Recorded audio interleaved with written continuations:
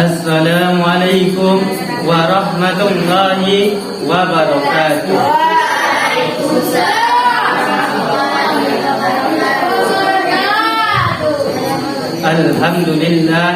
Alhamdulillahi rabbil alamin. Hamdan muafiyan bini'ami mukafiyan limajidihi. Assalatu wassalamu ala asrafil anbiya'i wal mursalin wa ala alihi wa ashabihi ajma'in. Ashhadu an la ilaha illallah wa ashhadu anna Muhammadan rasulullah la nabiyya ba'da amma ba'du. Puji basaratul syukur kita atas kehadirat Allah Subhanahu wa taala, yang mana Allah telah melimpahkan rahmat, nikmat serta karunia-Nya sehingga kita dapat berkumpul di musala yang sama-sama kita cintai ini. Salawat beriringkan salam tidak bosan-bosannya kita sampaikan kepada pucuk pimpinan umat Islam sedunia, imam di kala salat, pemimpin di kala perang, Nabi akhir zaman, kata Allah, yakninya Nabi besar Mustafa Muhammad. Yang sama-sama kita hormati Abuya Syekh Haji Ali Imran bin Hasan selaku pendiri Pondok Pesantren Nurul Yakin Induk, dan yang sama-sama kita hormati Abuya selaku ayah di pondok pesantren kita ini, dan yang sama-sama kita hormati guru-guru yang telah mengajar kita dari pagi hingga malam tanpa mengenal lelah dan letihnya demi tercapainya cita-cita kita semua.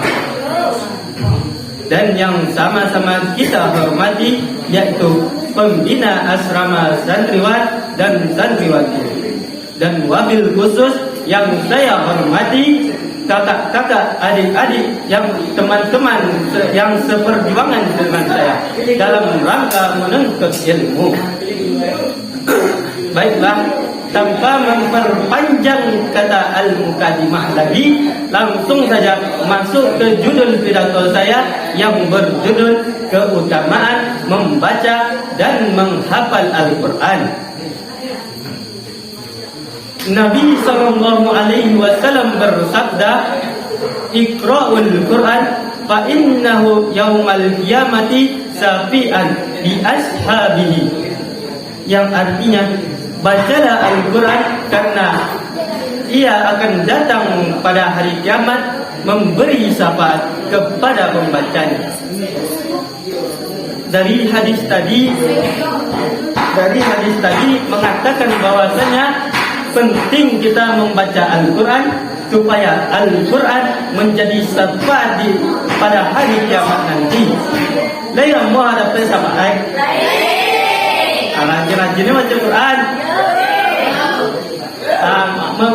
Bicara tentang membaca Al-Quran mengingatkan saya akan kisah satu ini, yang mana di dalam kisah itu ada orang soleh, yang mana orang soleh itu rajin mewiridkan ratibul hadar, ratibul atas, ratibul al-idus, rajin berzikir dan rajin berselawat.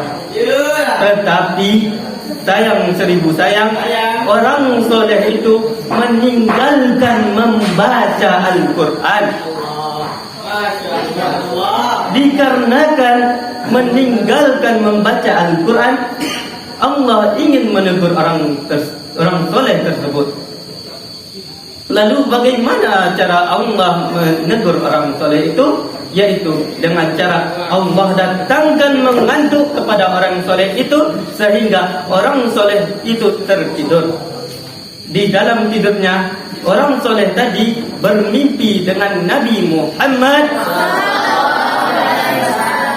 Nabi Muhammad berkata, "Wahai orang soleh, sesungguhnya Nur membaca ratibul hadat, ratibul atas, ratibul al-idrus dengan nur bersalawat. Nurnya dengan nur bersalawat, nurnya berbeda dengan nur membaca Al-Quran." Maka mulai dari sekarang bacalah Al-Quran. Setelah orang soleh tadi terbangun dari tidurnya, ia membaca Al-Quran sampai khatam. Jadi dari cerita tadi mengecekan bahwasanya orang yang soleh saja yang hanya meninggalkan membaca Al-Quran saja masih ditegur oleh Allah. Apalagi awak dan selalu banyak salah. Layo banyak salah Allah.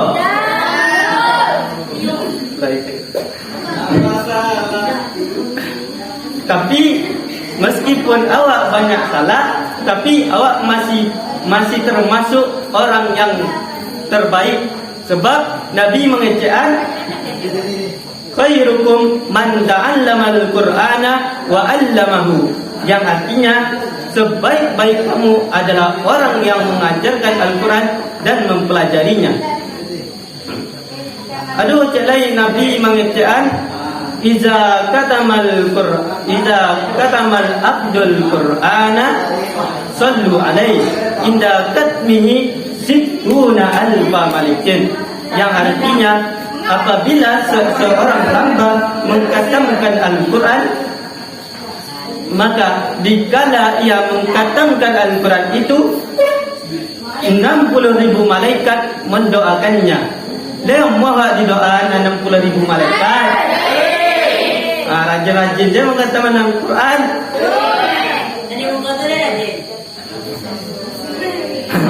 Itu baru keutamaan membaca Al-Quran. Baru kalau menghafal Al-Quran, mengingat aduh ketika Nabi pai Isra Mi'raj, Nabi naik ke langit, berdoa ya Allah, ya Allah, hai Muhammad, sampaikanlah kepada umatmu, muliakanlah orang yang menghafal Al-Quran, sebab orang yang menghafal Al-Quran adalah keluargaku. Seandainya tidak ada orang yang menghafal Al-Quran, maka binasalah dunia ini berserta isinya. Wahai Muhammad, orang yang menghafal Al-Quran tidak disiksa dan tidak dihisab di hari kiamat. Hai Muhammad, orang yang menghafal Al-Quran apabila meninggal, malaikatku, langit-langit dan bumi menangis. Wahai Muhammad, orang yang menghafal Al-Quran, surgaku sungguh merindukannya. Mungkin dari cerita yang panjang tadi, dari hadis-hadis yang diakhir tadi, dapat kita ambil kesimpulan, yaitu jangan sampai awak meninggalkan membaca Al-Quran, apalagi menghafal Al-Quran. Sebab menghafal Al-Quran kok gadang faedah.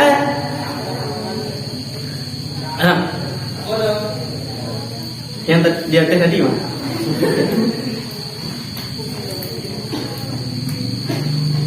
Mungkin dari cerita ambo yang panjang tadi, mungkin ala habilo cerita ambo, jauh hadis-hadis ambo tadi. Mungkin ada ayilah malam lo, bakat tu lampi abilo, ayilah jam sekian lo.